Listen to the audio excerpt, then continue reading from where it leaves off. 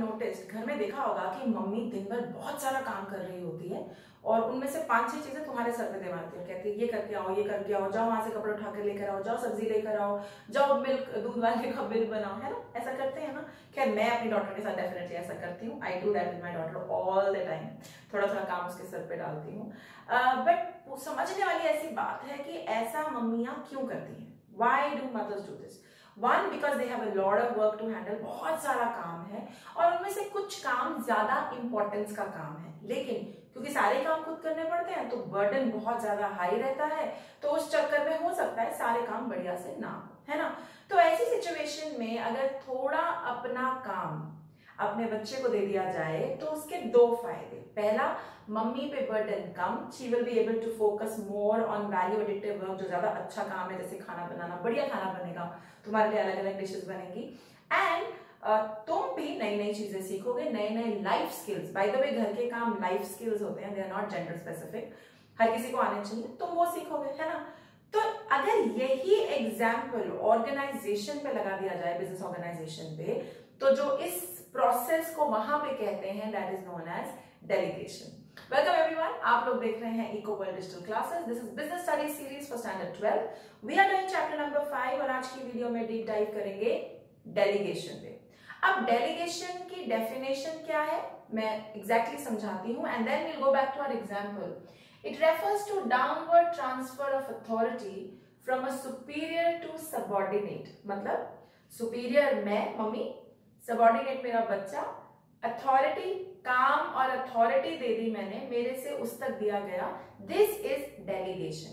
Business organisation में when some part of superiors work is given away to subordinate, जब थोड़ा सा काम अपने काम में से सुपीरियर सबऑर्डिनेट को दे दे, साथ में उसकी अथॉरिटी भी दे दे, उसको हम डेलीगेशन कहते हैं। अब फंडा क्या है डेलीगेशन का, क्यों डेलीगेशन होती है और डेलीगेशन इतना इंपॉर्टेंट क्यों है। देखो, जैसा कि मैंने अपनी मदर वाला एग्जांपल में समझाया, सेम चीज ऑफिस में होती है।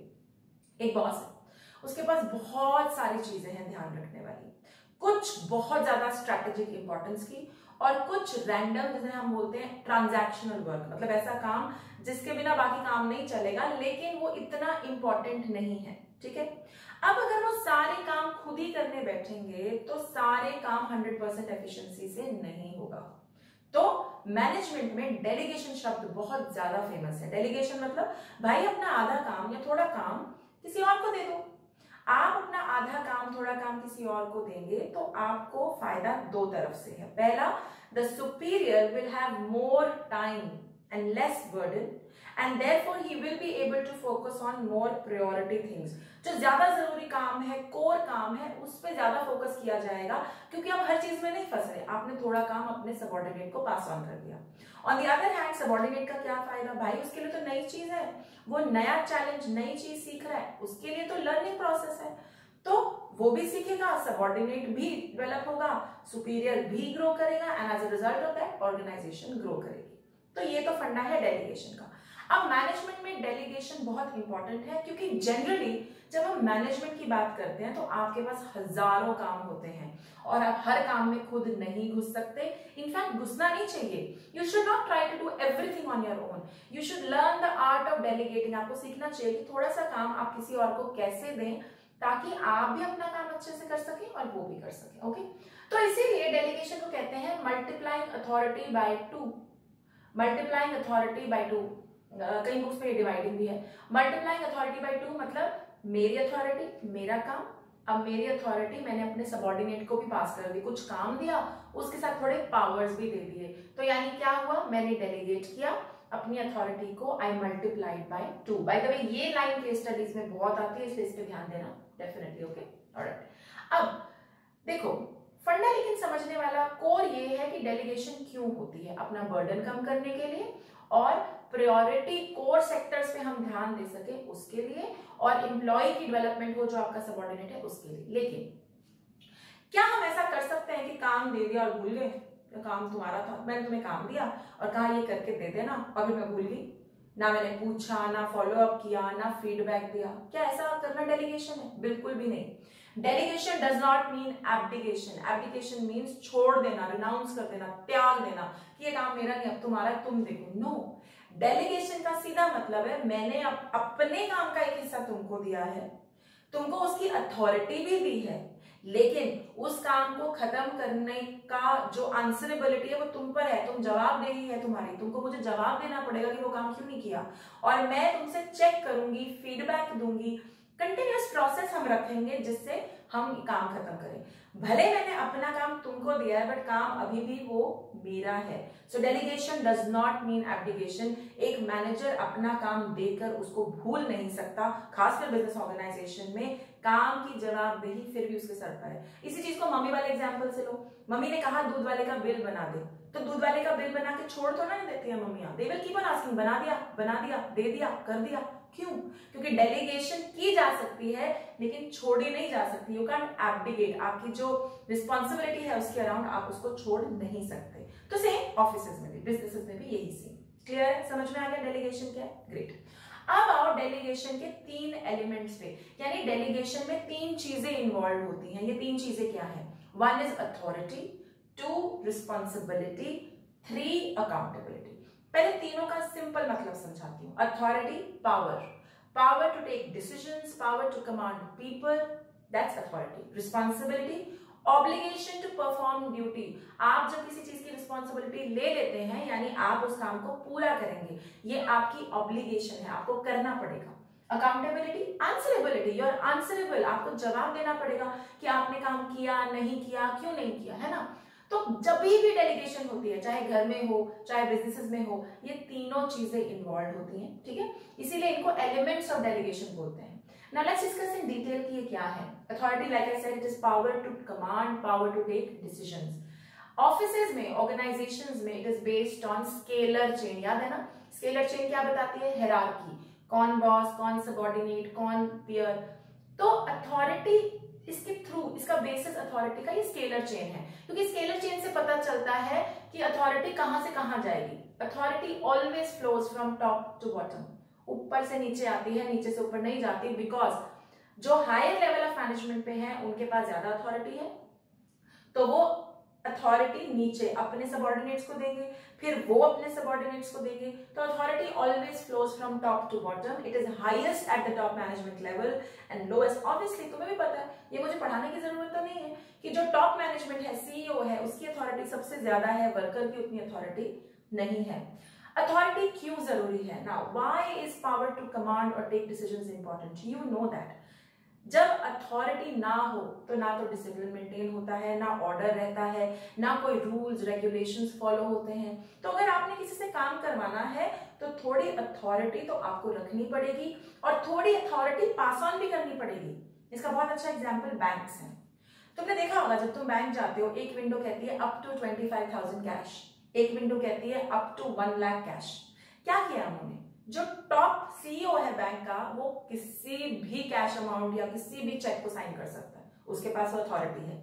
लेकिन उसने अथॉरिटी डेलीगेट कर रखी है, यानी उसने कहा कि भाई 25,000 तक के अमाउंट के लिए आपको मेरे पास आने की जरूरत नहीं है, ये बंदा बैठा है ये कर देगा।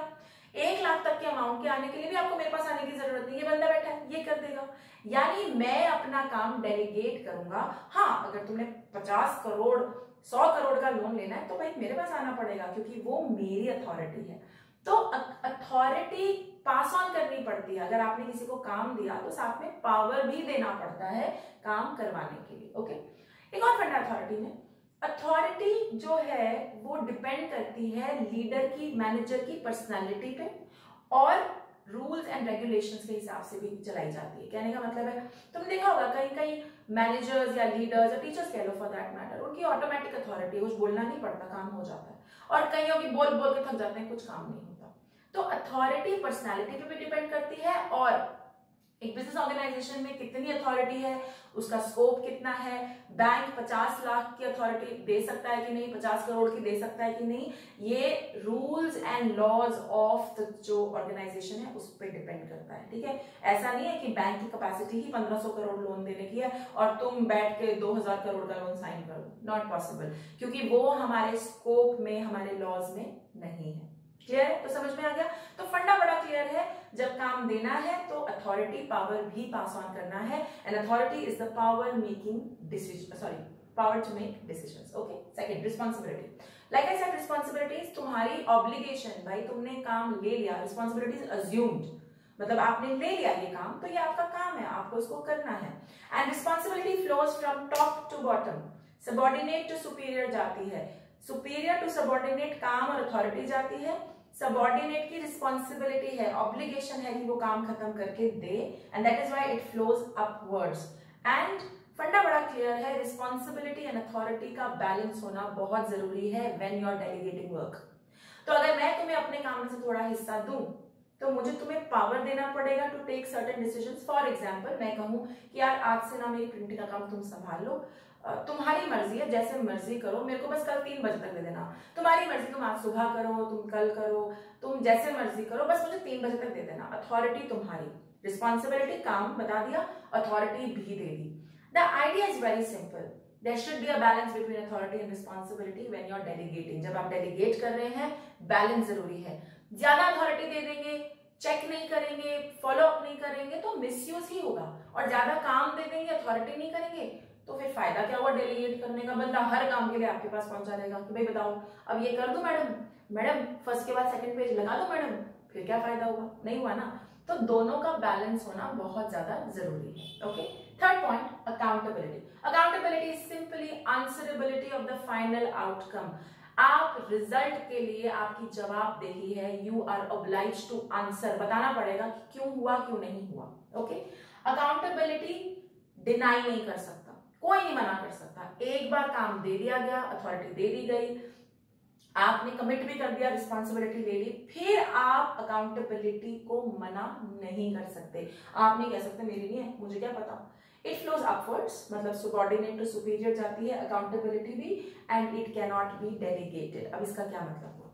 मैं मैनेजर हूं, मैंने अपना आधा काम तुमको दे दिया, डेलीगेट कर दिया, लेकिन जब मेरा बॉस मुझसे पूछेगा कि जो तुम्हारा काम तुमने आगे डेलीगेट किया था, उस बंदे ने, तुम्हारे सबऑर्डिनेट ने काम नहीं किया, तो ये तुम्हारी जिम्मेवारी है। You getting my point? देखो, मैं मैनेजर हूं, मैंने अपने सबऑर्डिनेट को काम दिया, उसने काम नहीं किया, ठीक है, मेरे बॉस ने मेरे से चेक किया कि XYZ काम था, वो कहां गया। मैं ये नहीं कह सकती मैं क्या करूं, मैंने तो उसको दिया था, उसने नहीं किया। नो, बिकॉज मैंने डेलीगेट किया था, अथॉरिटी, रिस्पॉन्सिबिलिटी सब कुछ, मेरी भी जवाबदेही है, अकाउंटेबिलिटी है कि मैं उस बंदे से काम करवाऊं और चेक करूं कि क्यों काम नहीं हुआ, राइट?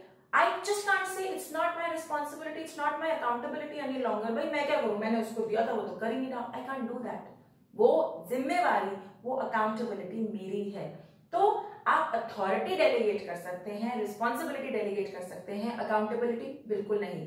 उसकी भी अकाउंटेबिलिटी है, वो मेरे को आंसरेबल है, मेरी भी अकाउंटेबिलिटी है अपने बॉस को, मैं उनको आंसरेबल हूं कि ये काम क्यों नहीं हुआ। अब समझ में आया कि तुम्हारे स्कूल में टीचर्स का डंडा क्यों चलाती हैं? क्योंकि तुम सबऑर्डिनेट, टीचर तुम्हारी बॉस, टीचर के ऊपर प्रिंसिपल उसकी बॉस, तो तुमसे काम करवाना टीचर का काम। Although it's not a perfect example, क्योंकि बिजनेस का पॉइंट ऑफ व्यू अलग होता है, बट चलो फिर भी टीचर तुमसे क्यों काम करवा रही है? क्योंकि वो ये नहीं कह सकते कि मैंने इस बच्चे को कहा था कि पढ़ नहीं रहा, मैं क्या करूं। कोशिश तो वो डेफिनेटली करेगी, लेकिन क्योंकि ये बिजनेस ऑर्गेनाइजेशन नहीं है और आपको बाहर नहीं निकाला जा सकता, इसीलिए फिर थकार के टीचर्स कहते हैं यार ये बच्चा पढ़ नहीं रहा, हम क्या करें। But they can't leave you, वो मेहनत करना नहीं छोड़ सकते, क्योंकि कल को प्रिंसिपल पूछेगी कि यार इस बंदे ने काम क्यों नहीं किया, इसका रिजल्ट क्यों नहीं आया। टीचर नहीं कह सकती मैं क्या करूं, इसने तो कुछ करा ही नहीं। She will have to give answer for it. इसीलिए टीचर्स इतना प्रेशराइज करती हैं बच्चों को। बट क्या, लाइक आई सेड, ये बिजनेस सिनेरियो नहीं है, you can't be thrown out of schools. Business में तो नौकरी से बाहर निकाल देंगे, that can not happen in a school. इसीलिए if some students choose not to study, fine, फिर तो कुछ हो नहीं सकता उसके बारे में, ठीक है ना। आ भी क्लियर है? तो आई होप इस वीडियो के साथ डेलीगेशन क्या है, मल्टीप्लाइंग अथॉरिटी बाय 2, अपना काम दूसरे को देना ताकि तुम्हारा बर्डन कम हो, तुम गोल पे काम कर सको और एम्प्लॉय डेवलप हो। इसके 3 elements, authority, power making decision, power to make decisions, responsibility, काम करना, अकाउंटेबिलिटी, आंसरेबिलिटी। आप अथॉरिटी, रिस्पॉन्सिबिलिटी दोनों डेलीगेट कर सकते हैं, लेकिन आप अकाउंटेबिलिटी डेलीगेट नहीं कर सकते। I hope the video makes it absolutely clear. अगर आप लोग मुझे यूट्यूब पे देख रहे हैं तो like, share, subscribe and comment करना बिल्कुल मत भूलिएगा। Till then, bye bye, take care.